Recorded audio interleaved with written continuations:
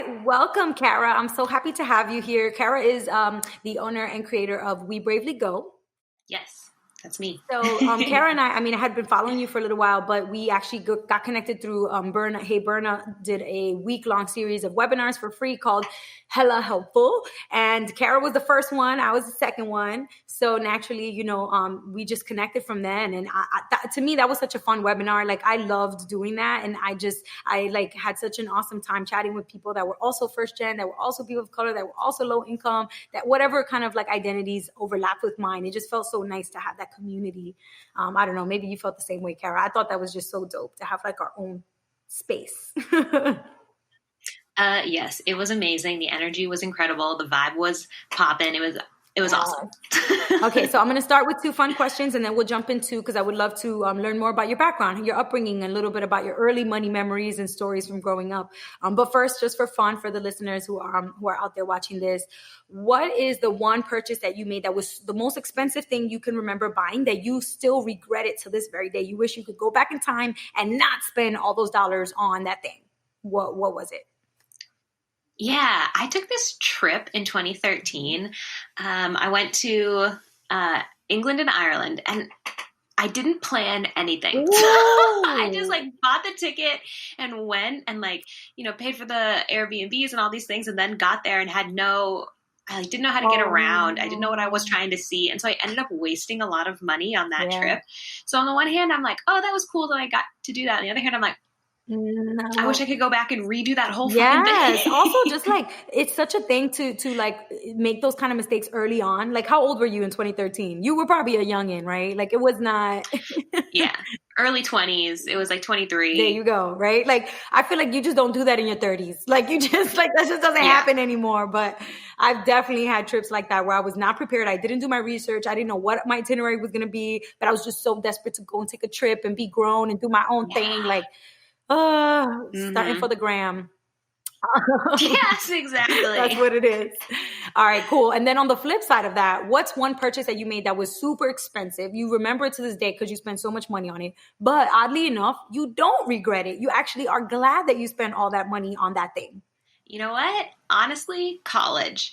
When I first graduated college, I was so frustrated with myself. And I was like, because I had all this debt and I was a waitress and I was like, I'm never going to pay this off. I have a degree in English. This is stupid. But then I began to see college helped me become the person I am today. It taught me how to think. It put me in connection with people that I never would have met. It gave me experiences that I never would have had if I hadn't gone. So now looking back, I would definitely still go to the same college. I would do some things differently, but that ended up being worth it to me. That's awesome. I love that because for me, I also share that experience. Although I didn't pay for college, I got a full scholarship, so I'm definitely lucky. But when I got there, I felt like I didn't know, I felt imposter syndrome. I didn't know if I belonged there. I talked different. I was a little ghetto girl from Brooklyn. I didn't, and I'm at Brown with all these people who are clearly kids of the wealthy. And so I felt like I didn't really belong there. It was definitely uncomfortable for a while. But once I found my place and I figured it out, you're right. I was meeting people from all over the world, having conversations with some of the smartest freaking people that I'll ever meet, and being able to network, just grow that network with other people your age, also professors who are super accomplished and achieved, and just all these things, it's just right at your fingertips, right on campus, which I definitely took for granted. So I wish I could go back in time and take more advantage of all of that was there for me. But to be 19, 20, 21, I was just focusing on myself and what I had going on. Yeah. And not taking advantage of all the resources the way I should have. Cool. Well, I would like to rewind a little bit, and I would like to learn your story, maybe some of your earliest memories when it comes to money. At home, what were the conversations that your family had? Did they even talk about money? And what do you remember that probably to this day kind of you feel shaped you and made you this way and to be who you are? Yeah. So I was born and raised in Massachusetts, and both sides of my extended family live within 45 minutes of where I grew up. My dad's originally from Dominican Republic and moved to the U.S. when he was 18. And then the rest of his siblings and my grandmother came over kind of gradually over the next couple of years. But I grew up in the house that my mom grew up in. So I'm a townie in that way too. So And my mom's white. And so my parents got divorced when I was 2, and that kind of set the financial trajectory of the next decade of our lives. It was a really messy divorce, and financially my mom came out on the wrong end. And I have 2 siblings. So it was my mom's single parent with 3 kids, and we were really low income for a while. We were on food stamps for 6 years. And my mom is kind of a superhero. She went to get her master's, and she worked, and she's a teacher now, and has really turned her life around financially in some ways. But growing up, the clearest memories I have are we don't have any money. Don't ask for that. Put that back. We can't do that. And I grew up in a really rich town, but on kind of the not rich side. So I'd go to school with all these really, really wealthy people, or I'd go to their houses and they have 7 bedrooms and a pool and a finished basement. I used to think a finished basement was just the fanciest thing in the world. That's hilarious. A basement. Oh my goodness. Yes. But I just and so those are the earliest memories I have of money, of just not having any money and being really stressed out about money. And then even when I was a little bit older, 15, 16, 17, we had definitely, my mom had gotten a lot more financially stable. We had a lot more money in the household. I mean, not a lot more money. It was still my mom made 65 grand a year, but classroom teacher salary. Listen, I was a teacher for 3 years, and I know that struggle. I know it well. Mm-hmm. Yeah. And so, but we were much more stable, I would say. And we could do a lot more, which was great, but it was still my earliest lessons were from this place of scarcity and this place of, well, money isn't for me. Money is for other people, and it'll always be hard for me, and I'll never have it. So don't even think about it. And I definitely took that all the way up until my mid-20s, until I was 26. And I like to tell people I had my quarter-life crisis. And that's when I realized, oh God, I need to figure out money, and I need to learn about this system, because otherwise I'm going to be trapped forever in this low income lifestyle. Because when I graduated college, I had $25,302 in student loans, which isn't the craziest amount by far. Certainly people have way more, but it was 2011 and I couldn't find a job. So I waited tables, which is a real job, definitely, but doesn't pay very well. No benefits. Never had a 401k in my life. Right. And I was just oh, I'm going to be making $16,000 a year until I die if I don't figure money out. That was my wake up call for sure. Wow. Okay. So you feel being stuck in that experience where you felt like you were going to be waiting tables forever. You felt like you were never going to make more than a livable wage. That was the thing that made you just say okay, wake up. I need to figure out this money stuff. Because for me, I graduated also in 2011. I had $20,000 of credit card debt. And now your student loans were probably 6 or 7%. My credit card interest rate was 27, 26. And I had one that was 22, which was my lowest. And I didn't even know what that meant. But when I finally sat down to add up all the amounts, I was holy cow, how the heck did I let this get this crazy? Over 20 grand. And then I sat down to really figure out a plan. But to me, the thing that put me in my place was adding it all up and seeing that number so big that was the scariest thing to me, was just how much I had let accumulate on those credit cards. Mm-hmm. And that moment was just okay, I got to get it together. So you feel for you, it was I cannot accept that this is going to be my life for the rest of my life. I have to make a change so I can stop this this situation that I'm in right now. Yeah, well, and it was I was seeing all of my friends from college or from high school get real jobs or get promotions and raises or travel or even begin to get engaged and stuff. And I was how are people doing this? I can't do anything. I literally can't do anything. I was making between $800 and $1,100 a month. And I was living here in Austin. I had to pay rent. I had to pay gas and car insurance. I mean, for 6 months when I was 26, 27, I can't quite remember, I didn't have health insurance because I couldn't afford it. I was just no, that's not something that people like me have. And then I just realized the issue here is that I'm not making enough, but I also don't know anything about how to make money or what I should do with money when I do get it. Where does it go and how can I get to a place of not just stability, but all these people especially going to, like, I went to Wesleyan, and like, there's a lot of really rich people there, and you see like generational wealth where it's like, oh, my parents just mailed me $100, or like I go home, every time I go home, my dad gives me $100 bill. And I was like, yeah, what? seriously, seriously. Whose parents have Could money just be like giving that? it to you, like, here you go, here's some money. Like, what?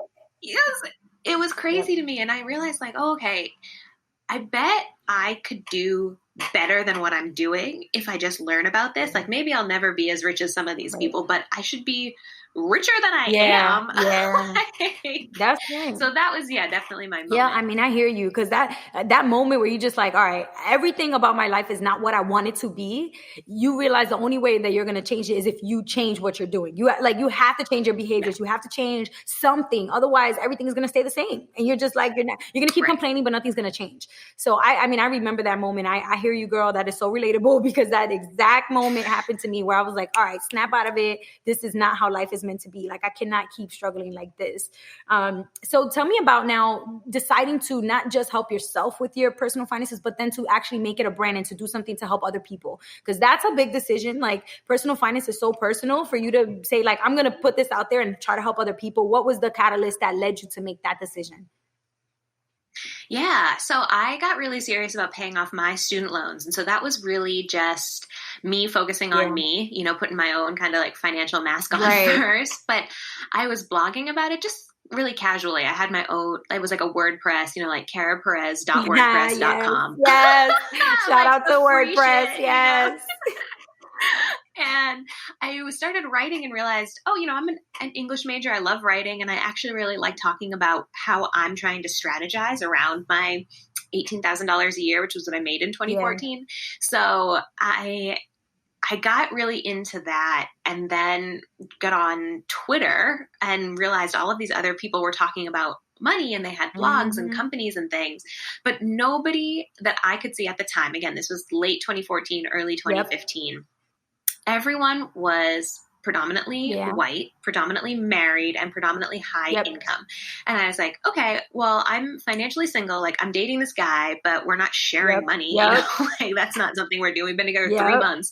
I'm a waitress / caterer / high school lacrosse coach part-time. Get that money, girl. Get that money. Many, many side hustles in my past.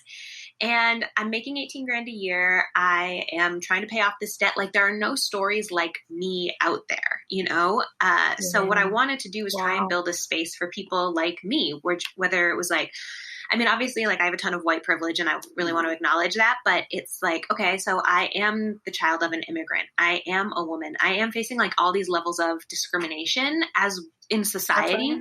And also I'm being an idiot. Like, I don't know how to spend my money. Like, no one ever talked about this. My mom never told me. My dad never told me. Like, okay, where do I go? So I wanted to create a space for that. And from that, like, it started online. I changed my blog name. I did that whole thing.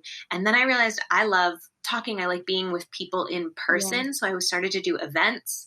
And then I realized, okay, well, this is a real business. Like, I need to get an LLC. Awesome. I need to, and so it just kind of snowballed. That's awesome. I feel like that's the thing. Once you have this idea that it starts with just like a little passion, a little hobby. It's just like, oh, I'm just doing this to blog. I'm just doing this for myself to get out of debt and to hold myself accountable. Yeah. And other people see it and they're like, wait, hold up. This is a lot of value because I know that I need this. And I know nobody else is really explaining this in that way. You know, like, I mean, I feel like that's how my YouTube took off because I just started first just posting videos about like my own story. I was like, yo, this is how I paid off my credit card debt. This is how I improved my credit score super fast. If I could do it, you could do it. I didn't know anything about this 2 weeks ago. And here I am, like, you know, and so that people saw that and they're like, wait, hold up, we could do this too. And like, I think that's that moment where you realize like, oh, this becomes something bigger. This becomes something else. Like other people want this and need this. And like, they're looking for this, you know, like that to me, that was what inspired me at least to keep creating, to keep offering stuff, you know, whether that's webinars, whether that's workshops, whatever. Like, I just wanted to keep on doing it because I knew I enjoyed it, but also because it helped people. Like it was actually helping people. Yeah, exactly. I used to get so many emails and notes and comments on the blog of like, oh my God, this is so helpful that you broke down, you know, like the debt snowball versus the debt avalanche, or that you talked about what you did with your paycheck, like where you put every dollar, et cetera, et cetera. So that makes so much sense. Okay. So take us back to your waitressing. You are like realizing, okay, this is not going to cut it. Like you had all these side hustles. What was the thing that really like that changed? Like, what did you do to change this situation and to actually, you know, become the kind of person who's actually self-sufficient and independent financially? What were some of the major things that you started doing or that you stopped doing? Yeah. The first thing I did was Google how to pay off student loans faster. Come on, Google. Come on, Google. Went to Professor Google and was like, hey, what's going on here? Right. So I think sometimes it's so intimidating to hear stories like ours, because it is like relatable, but it's also, I don't know where to start. So literally I just Googled it. Yes. And so I found all of these blogs, right? And these Twitter accounts and all of these things. And I just read other people's stories and just picked up tips. So I remember reading someone saying, you know, I stopped driving and I started riding my bike. And I was like, oh my God, I have a bike and I almost never use it. That would be a good way to save money. That was probably Mr. Money Mustache who said that, right? No, I don't play with Mr. Money Mustache. I gotta be honest. Just to throw a little shade right there. But, a lot of little lifestyle changes in the very beginning. I just said to myself, you know, why not? Why not try this?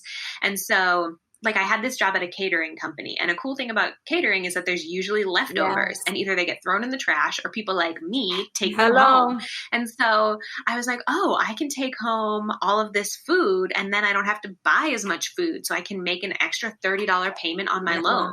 You know, it wasn't super glamorous. It wasn't like I magicked up an extra $10,000 a month. It was like, this is $30, but it will make a difference. Yes, it will. Yes, it will. And so that's really how I got started. And then they just kind of compounded on top of each other. Literally the actions I was taking. Oh, I'm going to bike. I'm going to walk. I'm not going to go out tonight. I'm not going to give anyone Christmas presents one year. I told my whole family, I was like, look, I'm too poor for this. I have a whole video about how I don't give presents. Why? Because you're just putting yourself in debt. Don't do it. Yeah. And honestly, most of the time it's like junk that people get rid of in 3 months. So just whatever. So I didn't do that for a year, and all of it added up literally and figuratively. Yep. That is so true. And I think that's the thing too. You have to start getting creative about the little things, because unless you're trying to go out here and do something crazy, like big, to create a business or to create a bunch of money, like really fast, it's not going to happen overnight unless you're going to do something radical. And if you're just going to live your normal life, then you have to start making small incremental changes. It's just like what you said. You know, for me, that was meal prepping instead of buying lunch, because in New York City, a lunch will cost you $15 to $20 every day for one lunch. So imagine doing that every single day. You're spending hundreds of dollars every month just buying lunch, let alone breakfast, let alone dinner. So for me, it was meal prepping. For me, it was no shopping, like cutting back the shopping, cutting back going out, hanging out, brunch, all those kinds of like social, like lifestyle kind of things. I was like, all right, look, I can't keep pretending that this is a lifestyle that I can afford to live just for the gram, just for Facebook, just for my friends. I have to be realistic. I can't afford that right now. In the future, if I really want to do it, I'll be able to do it. But right now, nah, I just gotta cut it. So you know, those are the things, those small incremental changes. It's a way easier place to start with budgeting and cutting out than it is with earning more money. That's and I totally advocate for earning more money. 100%. Like earning more has changed my life. And I think especially for communities of color and for first gen kids, it's so important to negotiate for more, to ask for more, and to get into a high paying field. That's right. But that's not an immediate action you can take. Yeah. You know, you can't wake up and be like, I'm earning more today. Right. I'm going to like get a raise from my boss today. We don't know. Maybe you can ask, but like the boss isn't necessarily going to be like, here's a check for $15,000. Exactly. Versus you can wake up and say, I'm not eating out today. Exactly. And so that's that $15 you can save immediately. So I think that's an instant win that gives you this like, oh yeah, I am that bitch. Like I'm Lizzo up in here. I can do that. That is so good. Like in my webinar I said that, I talked about that, and I was like, you guys, like this is in your locus of control. Like what is in your locus of control? You can't control whether your boss is going to approve your request for an increase in salary. You cannot control whether somebody's going to hire you to do a side gig that's going to bring money. But what you can control is what you're doing with your dollars right now. Cut back on this thing as much as you can. And when you can't cut back anymore, okay, fine. Then start generating income. But I think another reason why that point is such a good point is because let's say you skip to the point where you just start bringing in more money, but you never actually learned how to manage your money that you did have. Even the little bit of $18 an hour, whatever little money you had. if you never learn to manage that and to control that, what makes you think that earning more is all of a sudden going to solve the problem of you not being able to manage what you have? It's just not. Yeah. It's not gonna, It's not going to, 100%. Yeah. So that's so relevant. I think you got to start with what you can control, and then eventually obviously build your way up to earning more and to adding more money. 100% I agree. Once I started making more money, I was like, oh, this is what I needed to be doing the whole time, was focusing on more money. Hello. Make it rain. But at the same time, at that point, I already knew how to manage it. So I wasn't going to be irresponsible with the more money that I was bringing in, because I kind of had my priorities straight at that point. Okay. Well, that's awesome. I love those tips. I love that story that inspired you to like just get up and share with people. And like, those are the types of things I feel like more people need to hear, because there's so many people out there with a passion for something, and they're just sitting in their house and they're just thinking about the passion, or maybe they spend some time doing it. But if you really start to share it with other people, it can become a community and a source of like inspiration and positivity for you. And I always encourage people to do it, even if it's literally just like a private Facebook group for other people who like to cook, or like a little YouTube channel for your family about, what, but like just whatever it is, like something that allows you to have that creative outlet, because it can be such a source of positivity in people's lives. Like it's almost like a little therapeutic, to have like a little community that you can always go to. So I love that. So for you guys who do not know, We Bravely Go on Instagram. Tell them everywhere else that they can find you. And then I'm going to ask you some fun question at the end. Yeah. So you can find me. My website is bravelygo.co. It rhymes, bravelygo.co. Cute. And then on Twitter @bravelygo. But Instagram's my main jam. So follow me there. Yay. Yeah. That's where I'm at. Awesome. All right. Well, you guys know how to find Kara. So Kara, what I do is, for those of you who don't listen to the Tim Ferriss podcast, one of the things that he does in every episode, he asks the guests to, if they could take over every billboard in the country and put a slogan on it, a motto or something on there, what would they put? And then also Jesus and Miro do this, but they're like, what would you want to put on your rainbow or in the bodega? Like, what do you want it to say? So I'm going to do a similar thing here, where I want you to leave everybody with some sort of a quote, an inspiration, a motto, a slogan. But it's going to go on a dollar bill. So we're going to erase the United States of America over the dollar bill. Sorry, USA. And we're going to replace it with your quote, your wisdom. So what do you want the dollar bill to say? Financial education is revolutionary. Yes. Oh my Lord. Yes. It is revolutionary. Hello. It's revolutionary.